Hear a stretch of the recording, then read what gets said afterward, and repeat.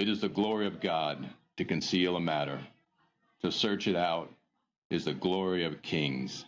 This is the Message to Kings podcast.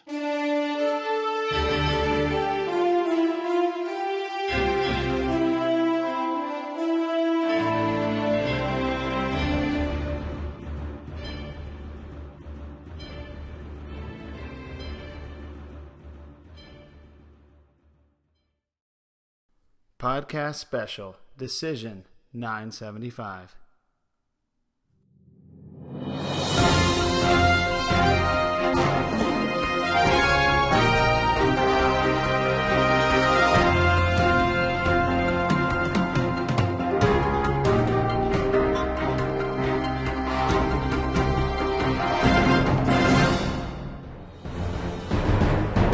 Today, hundreds of thousands of Israelites from Dan to Beersheba are voting to elect a new king.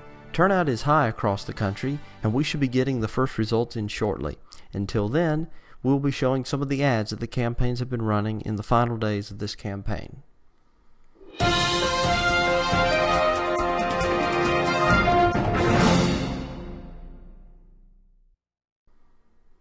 Hi, I'm Jeroboam ben Nebat, and I'm running for king of the United Tribes of Israel. As your king, I'll cut taxes and government spending.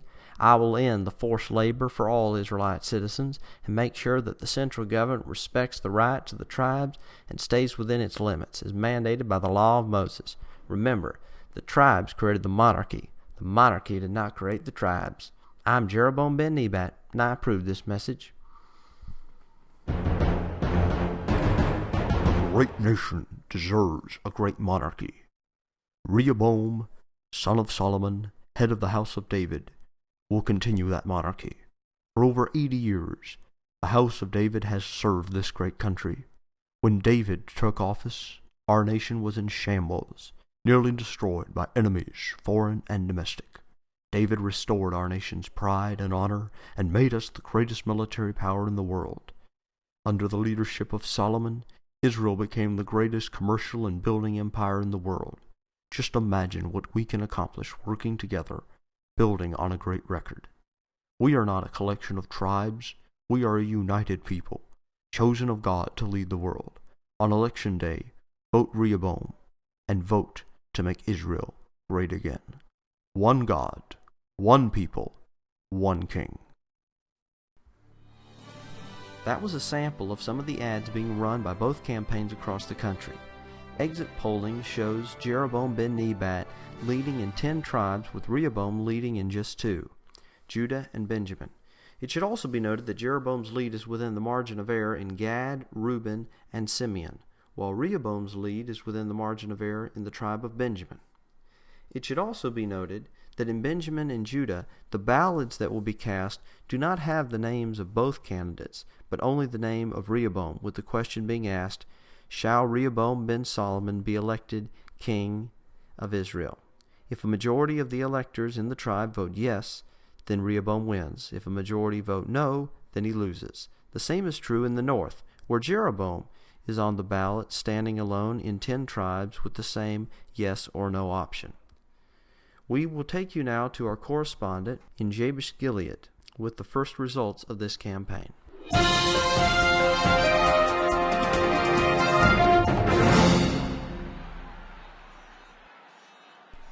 Thanks, Dan. I'm here at the city gates in Jabesh Gilead, where over 700 people have gathered for the first returns of this election season. Polling in the city showed 65% support for Jeroboam going into the polling. I can see the city elders are coming up to the platform for the results. Let's listen in. As president of the Jabesh Gilead Council of Elders, I hereby give notice of the results of the election in this township, and they are as follows. Shall Jeroboam ben Nebat be elected king of Israel? Those voting no, 704. Those voting yes, 1,490. I therefore declare that Jeroboam ben Nebat has won the election in this township with a majority of 786. Well, there you have it, ladies and gentlemen, a truly amazing result. Jeroboam easily won the vote here in Jabesh-Gilead by over 2-1. This is over 10 points higher than our exit polls predicted. If this trend continues, it's going to be a very good night for the Ben Nebat campaign. And when we come back, we'll have insights from our political experts here in studio with us, along with more results. Stay tuned to Decision 975.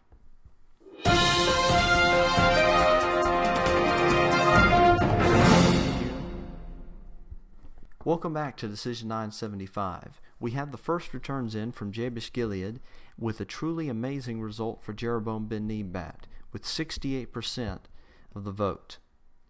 This return is reflective of IBS polling from the last week of the campaign rather than today's exit polls, which had predicted a somewhat closer result. I'm joined now in the studio by Caleb ben Boaz from the Rehoboam campaign and Eliezer ben Peretz with the Jeroboam campaign.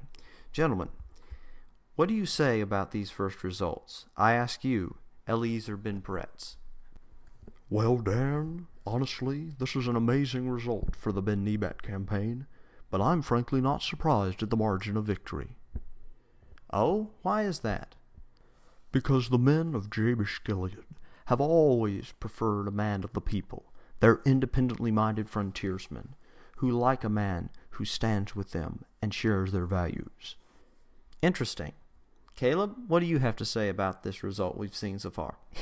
Well, Dan, these results aren't really all that surprising.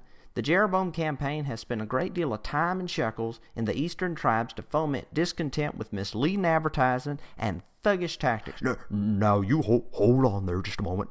My candidate is not a crook. Our campaign has never condoned violence in this election in any manner. Now, you just hold on there.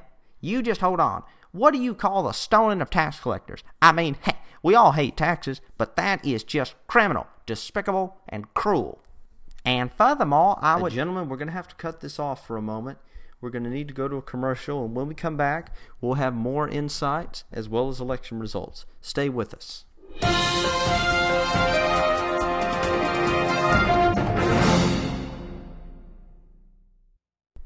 Welcome back to Decision 975. With approximately 15% of the townships reporting, we can make the following predictions. Jeroboam ben Nebat will carry the tribes of Asher, Dan, Ephraim, Gad, Issachar, Manasseh, Naphtali, Reuben, Simeon, and Zebulun. Prince Rehoboam will carry Benjamin and Judah. Now let's turn back to our panel. Eliezer, I ask you, what do you make of these results? Well, Dan, this is truly a great result and a great night for the people of Israel. This is a strong show of support across the country for Jeroboam, and I don't see how Rehoboam can claim any standing to rule with just 2 tribes supporting him. Well, what about that, Caleb? Can Rehoboam claim the throne with so little support? Well, Dan, you gotta look at it this way. It wasn't all that bad. Rehoboam still has the support of 2 powerful tribes. He has the army, the priesthood, the Levites, the capital, and the temple. And most of all, he has the legitimate claim of the house of David, the only candidate who can say that. I'd say he's still in this fight. And furthermore, the fight is what he will have if he keeps going along this way. The fact is, the vast majority of the people of Israel, 10 of 12 tribes, voted for Jeroboam. That is a clear mandate.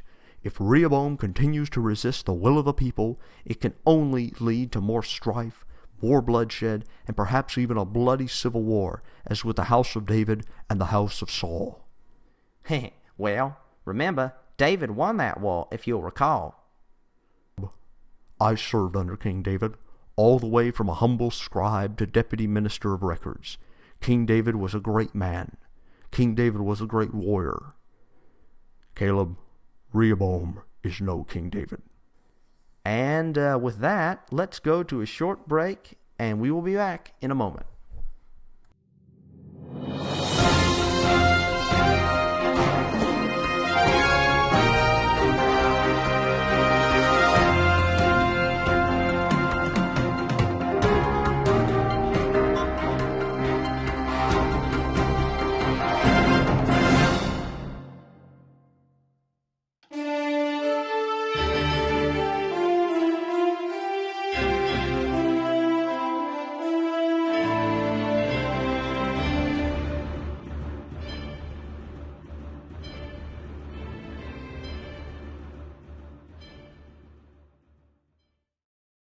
What you just heard was a political parody of sorts, taking a break from our normal episodes, looking at the split of the two kingdoms from an American political perspective, including some historical American politicians, and some could consider current politicians as well.